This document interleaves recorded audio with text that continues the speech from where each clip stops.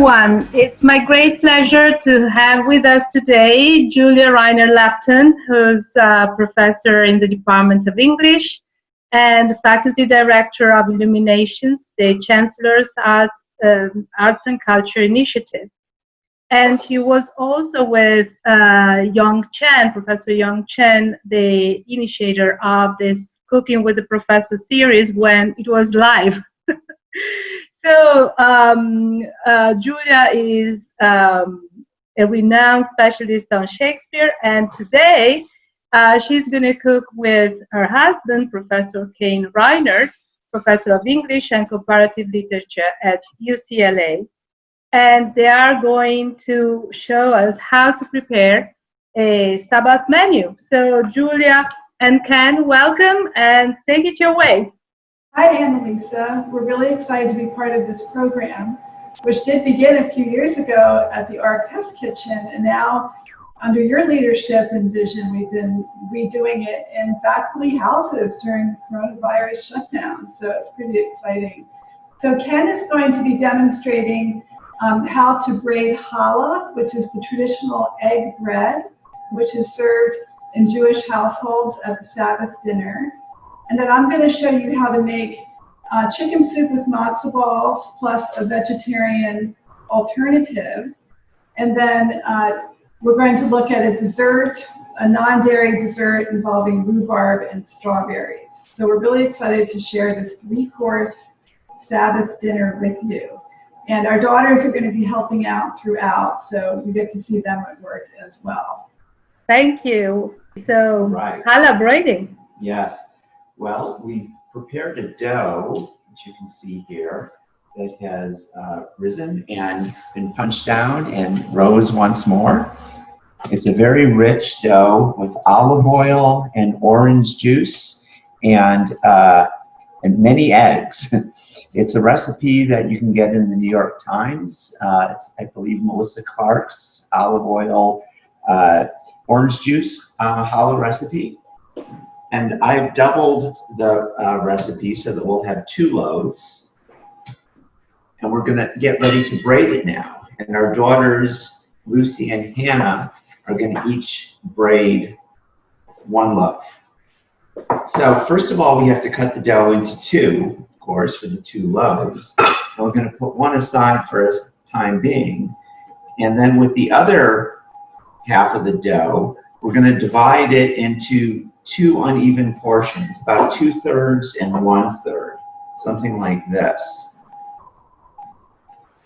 Because we're going to make a double braid. There's going to be 1 3-strand braid on the bottom, and a second 3-strand braid will go on top. And they kind of merge together in the baking, and it's quite a beautiful effect. So I'm going to divide each of these into 3 pieces, and the girls are going to show you how the actual braiding works because they are experts. That looks fantastic. It's a very rich, lovely dough. How long did it take you to prepare it? Not so long. It's probably about 45 minutes to get it to the first rise, and then you let it rise for a couple hours. So you've got to be around for a lot of the time, but you don't actually have to be doing much for a lot of the time. Now we're going to actually, if somebody wants to start braiding, you want to start on this one, Lucy? Yes. And I'm going to put these to the side here, and we'll cut the other half of the dough into another 1/3, 2/3 set of portions. You can see that we've been using beautiful eggs that I believe are from a farmer's market. So the eggs, along with the orange juice, give the dough a very lovely orange color. Are you putting chocolate chips in it? No, this is going to be a plain one, not chocolate chip. Yeah, the color is amazing.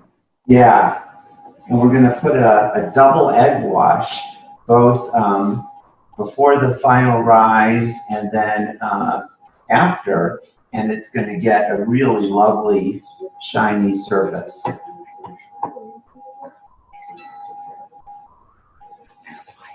Okay, and Hannah is going to do the other loaf.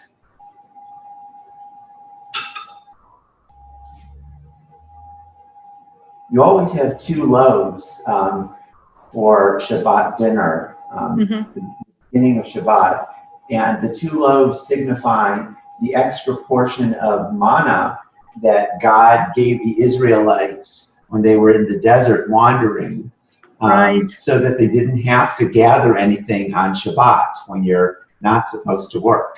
So you get always the 2 loaves.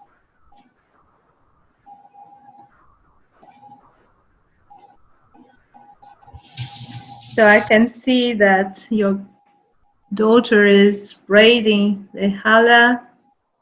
And where did you learn how to do it?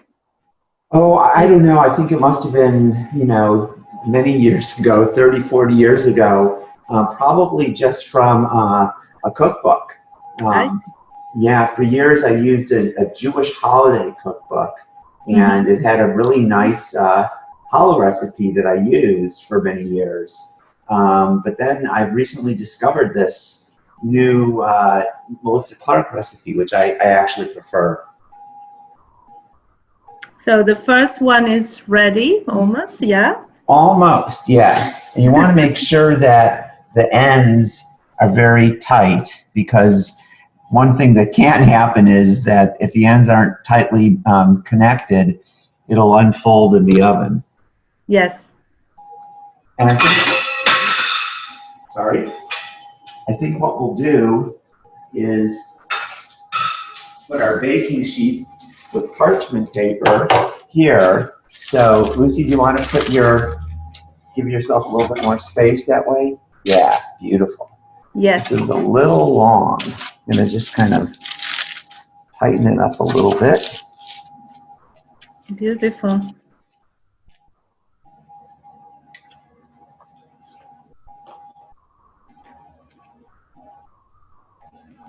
So you are there with all of your family. You have 4 kids, right? Yes. I mean, not kids anymore, but always kids for the parents. Yeah, we're very lucky that they're all here with us now. It makes it feel very complete, and we really have enough people to have a lot of fun with. Yes. We play a lot of games in the evenings, and watch movies and TV shows together. So it's just great having these guys around. Yes. Now here's Hannah's braid. These are the bottom braids. Perfect. And just a little bit over here.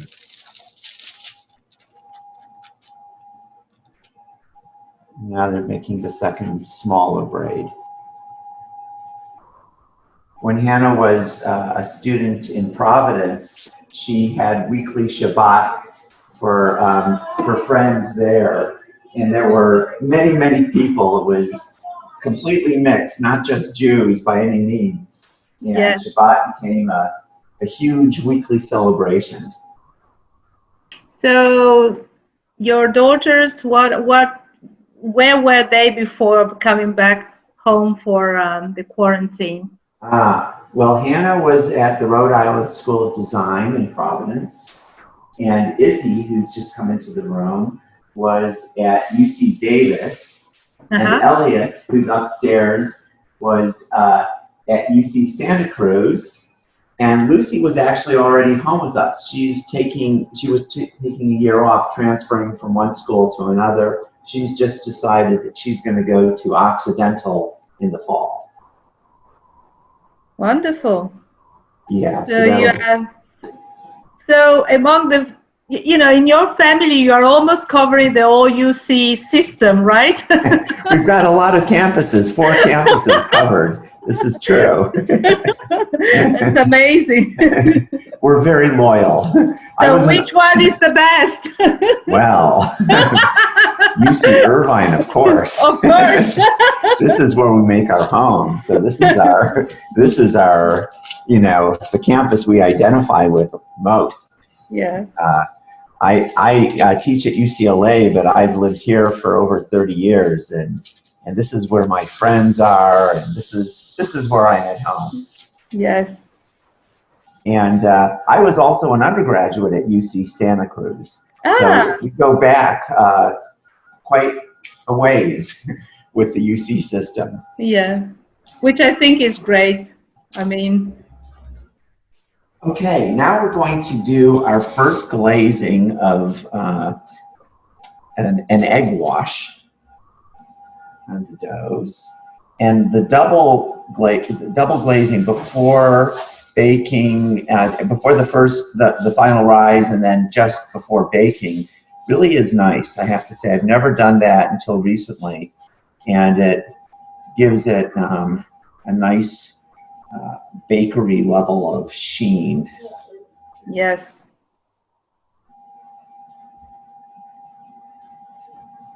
And so you are glazing it with egg, I suppose? It's egg and a little bit of water. Egg and water. And of course, this would be the time, if you wanted to, when you could put seeds on top, sesame seeds or poppy seeds. Mm-hmm. And we often do put things in the challah itself, like chocolate chips when the kids are around. But today, these are going to be just the pure, simple thing itself. Beautiful.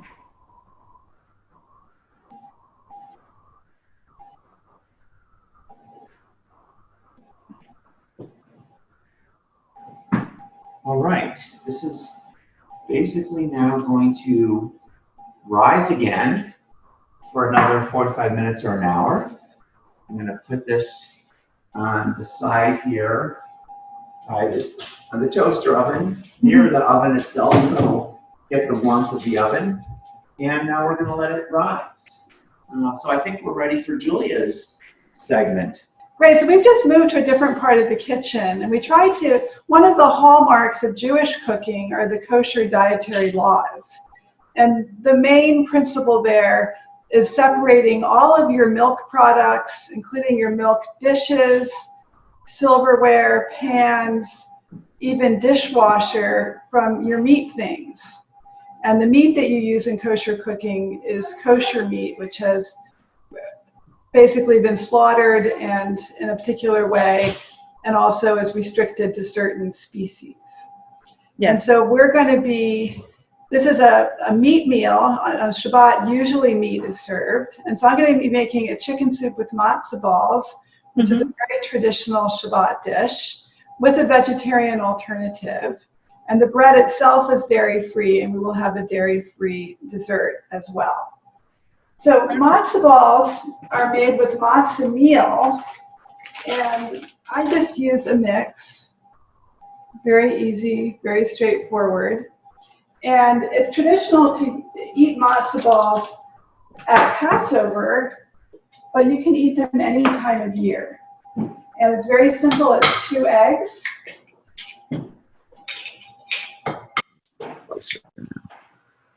And it is 2 tablespoons of oil.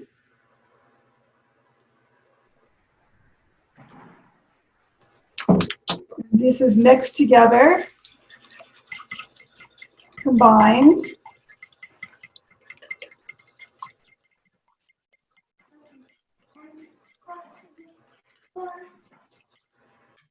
And then you have your matzo meal, and you add that in,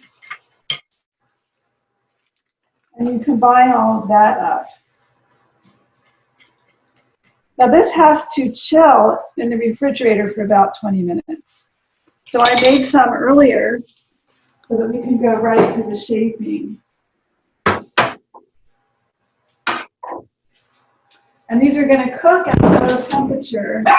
So I'm going to get my stove heated up as well.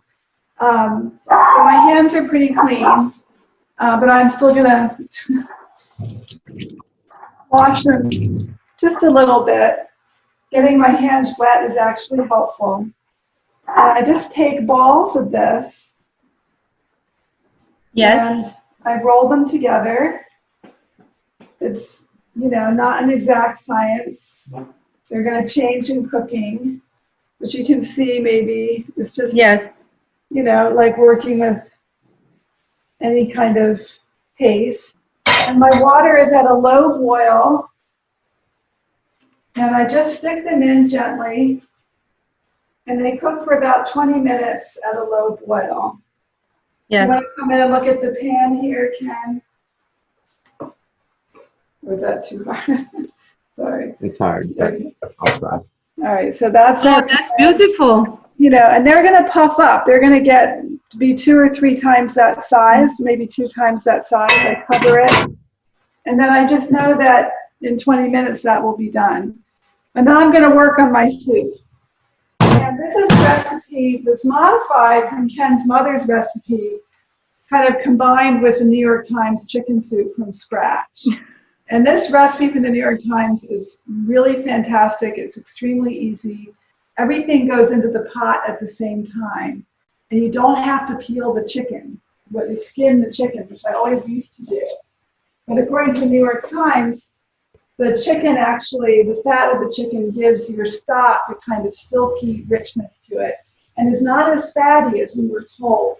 The skin, when we were yeah. young people, the skin itself. So I have a whole cut up chicken in this pot, and I'm going to add to that some vegetables. Can you see these? Yes. We have beautiful carrots. onions. So I'm going to put onions in here. Yes. I can go ahead and turn on my temperature because I'm going to want to get that to a boil and then go very low with it. I've got leeks.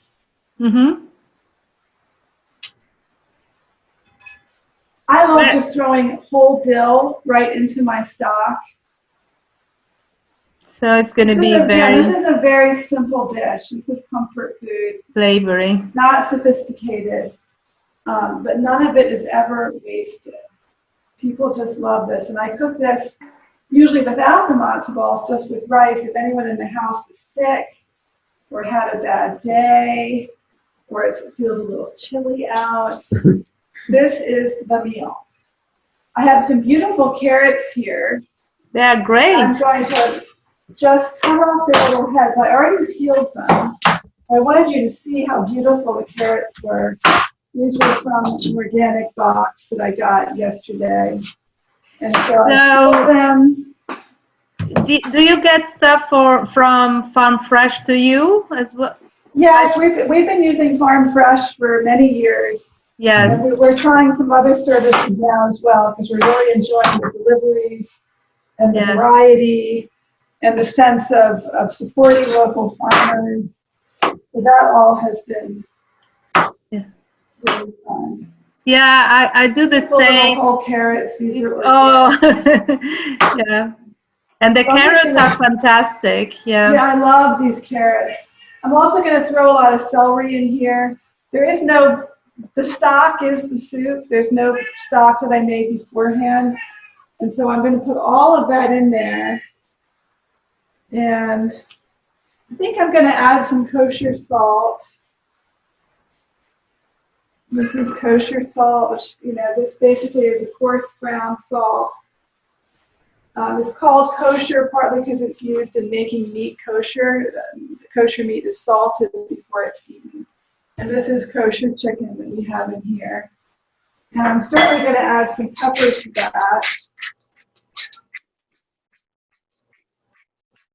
And then basically I want that to come to a boil. And then I'm going to put it down low and I can cook it for an hour. And it will be basically ready to eat. I'll take the chicken out. I'll let the chicken cool a little bit and separate the meat from the bones. I'll take out the large pieces of dill and parsley and a lot of the celery. And then we just scoop it up and with the matzo balls in bowls, and everybody loves it. It's really great. Yes, everyone is going to be happy. Exactly. This is happy comfort food. Yes. Now, we do have a vegetarian in the house, and so I make her a variation. And actually, it takes more time because good vegetable soup is hard to make. I've already made a stock. I made this earlier with just whatever I had, some older carrots, the ends of the leeks, the ends of chard, various things that I had that I threw in there. Before I add the stock, though, I am going to saute some vegetables because, as you know, as an Italian cook, when you saute the vegetables, they release flavors and they really increase the flavor of your end product. We don't do that with the classic chicken soup. There's no sauteing, but we do it with this because we need that extra flavor. We don't have the chicken to give us flavor. So I'm adding some olive oil here. This is a flavored olive oil that I like. I think my other olive oil has disappeared, but I'm going to maybe put a little bit of just canola in there too.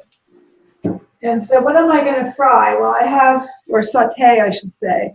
I have some celery and also some chopped chard bits. So I'm going to put those in there. And of course I have some onion. We're going to put that in there as well. And I'm going to get over here. I have some mushrooms, which of course add a lot of nice flavor to a vegetarian soup. Yeah, I love mushroom. And they just go in there. And I'm going to stir it up.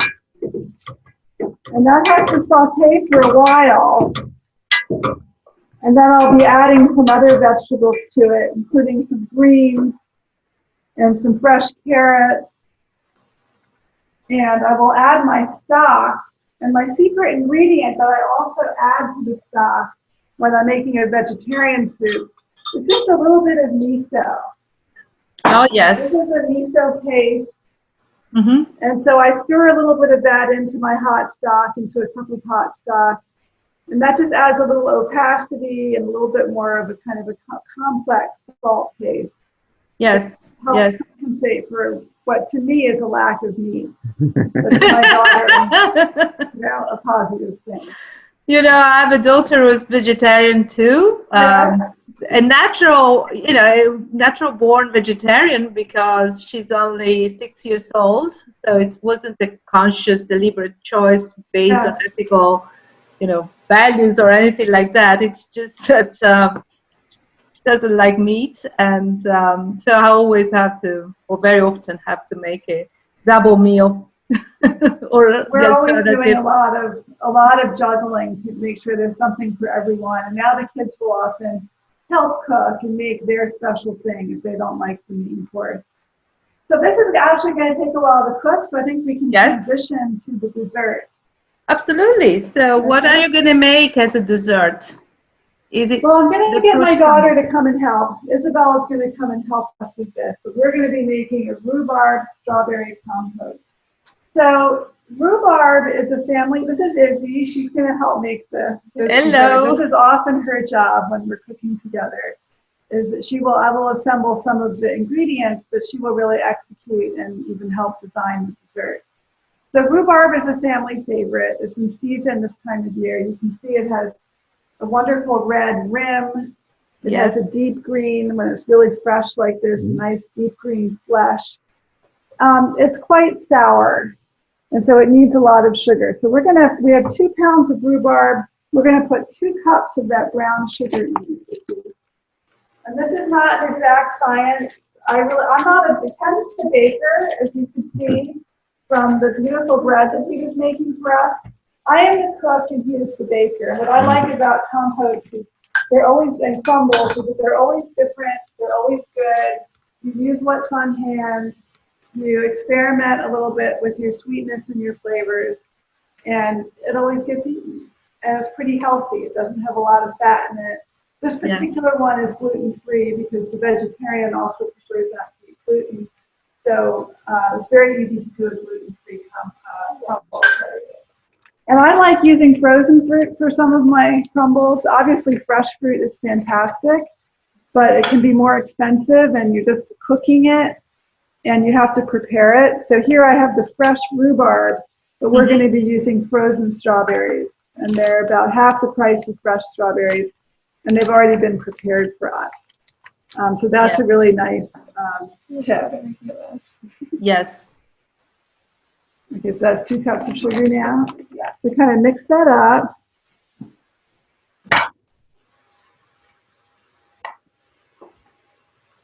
Doesn't look like a lot, but we'll see. Maybe we should have put too much into the actual pot.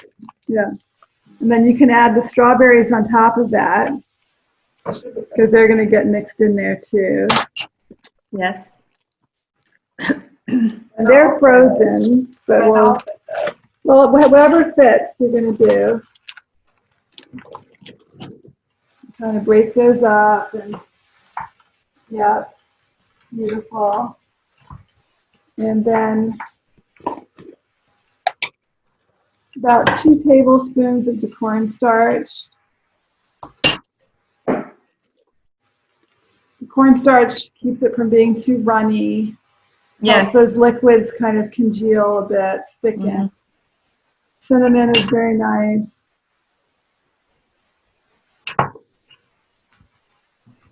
And then just kind of work that around a little bit, but it's okay if the rhubarb is at the bottom and the strawberries are at the top. It's not a layered dish, but It doesn't have to be. they don't have to be. Yeah, exactly.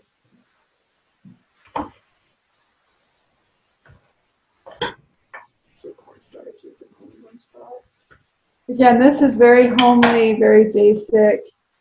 Any college student can learn how to make this. No rules. There's very few rules. You just have fun with the fruit that's available. And Yes. make something nice. Yeah. Okay, so now we're going to make the crumble part. And so let's do. So I have these proportions with you. We're going to do 1 cup oats.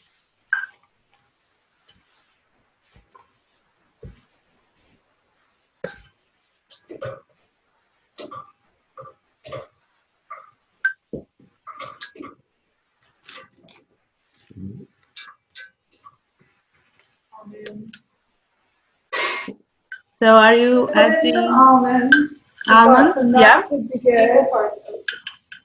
Yeah, so we're going to put in some almonds. These really add protein, flavor, interest. We can just put them all in. We're getting more almonds tomorrow from the local farmers. The same formula for flour. Corn flour, yeah. Now we're going to put some, you can make this with flour if you want it. But I like using the cornmeal or corn flour because it is gluten-free. And then because we are doing a meat meal, we don't want to include dairy in our desserts. So a lot of kosher cooking, especially the desserts, are workarounds for dairy. So we're going to try it tonight with some organic coconut oil. So we're going to start with about a 1/2 cup. But we may need more than that for all of that fire. We need some sugar in there too. Is this going to have to be melted or gorgeous? I don't think so. Hopefully that will work. Need another spoon there.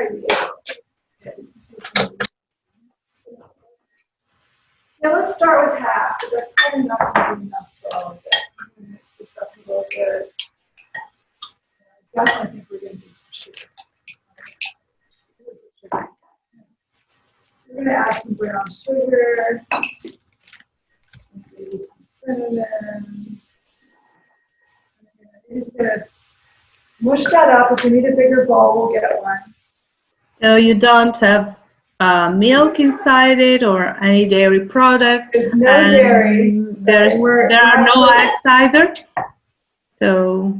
Yeah, it's just coconut oil, sugar, oatmeal, cornmeal, and the almonds. And you don't need the almonds. You could have flour instead of cornmeal. You could have butter instead of coconut oil. It's really the fats that you want and the grains that you want. to make your beautiful crumble. That's looking pretty good. What do you think? Yeah. And so now you just put it on top. Mm-hmm. Yes.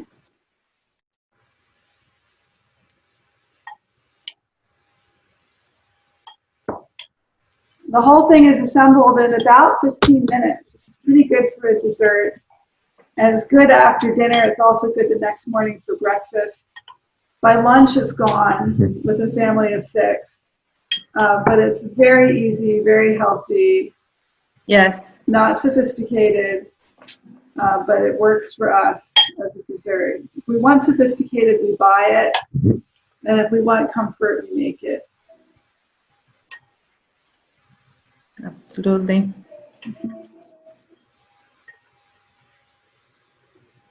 And we'll just kind of mush that out a little bit. Looks wonderful. It's going to be really good. Rhubarb is very special this time of year, so whenever we can, we buy it and we cook it. You can also put rhubarb in applesauce. You can make a compost, which is basically the same as this, but without the topping. And we're not going to put it in the oven yet because those strawberries are still a little bit frozen. But we'll put it in the oven soon, and you cook it for about an hour. Yeah. You can't really overcook it. It's extremely forgiving. So let's come over here for a second. We'll see how our soups are doing.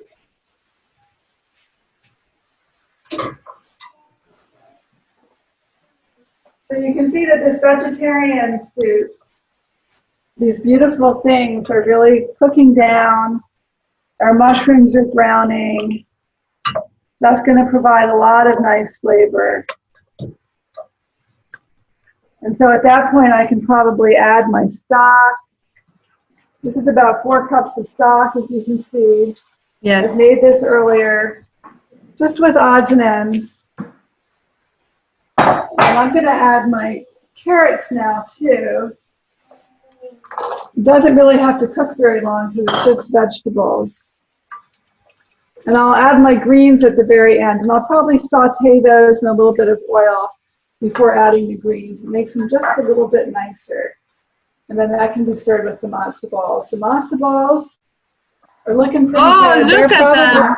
done. They're really puffed up. Yeah, so they absorb all that nice water, boiling water, and they get very nice. So I'm probably going to turn those off in a minute. And then here is my chicken soup. Wow. And this is starting to boil.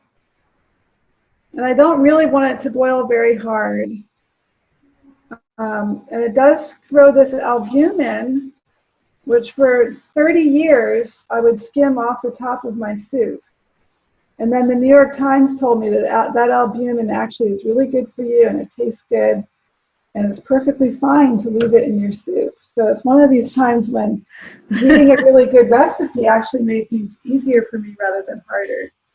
Yes. So it's kind of fun. So again, chicken soup from scratch from the New York Times really is a great time saver for an excellent classic soup. So I'm going to just turn that down, and in an hour it will be ready for me to kind of sort through it, get rid of the stuff I don't want, get the chicken off the bones, and have it be really pretty for service at our Shabbat table. Maybe we can come over here and see the Shabbat table for a second. Oh, yes, we want to see the Shabbat table. Shabbat, the most important elements are your candles. Yes. Shabbat begins by lighting 2 candles with a special prayer. The other important element is either your kosher grape juice or your kosher wine. Mm-hmm. And this is blessed. It's a blessing called the Kiddush. And then once Ken's beautiful loaves are done, they're going to go right here. And then they are covered. And the very last part of the Sabbath blessing is the blessing of the bread. And the rabbis say that the loaves are shy. And that's why you cover them until it's their time to be blessed. That's beautiful. So it's a very beautiful thing. They're also sprinkled with a little bit of salt before they're blessed. Mm-hmm. That's because the 2 loaves recall the sacrifices in the temple. So Yes. when there was a temple in Jerusalem, animals would be sacrificed for every major holiday and for Shabbat, and they would be sprinkled with salt. And so this is the recreation of the temple and the temple service here at the household table. And so the salt is a reminder of that. Yes. And then we have a beautiful meal. With your family? Yes, Which family is will be here, and we Yeah. also have some people Zoom in. We have friends who are alone during this quarantine time, and so we have been Zooming with at least 2, 3, sometimes 4 people. Just for the blessings part, it gets a little chaotic once you start eating, but we love to share the blessings with as many Yes. people as we can. Yes. So it's very beautiful. I think we are blessed to have our family with us, and definitely people who are alone are having a harder time, I think. Absolutely. So Shabbat Shalom. Shabbat Shalom, and thank you so much, Julia and Ken, and all your beautiful children. Thank you, and we look forward to seeing more episodes of Cooking with the Professor. The show must go on, indeed. So thank you so much, and for all of you who have been watching this video, goodbye and enjoy. Bye.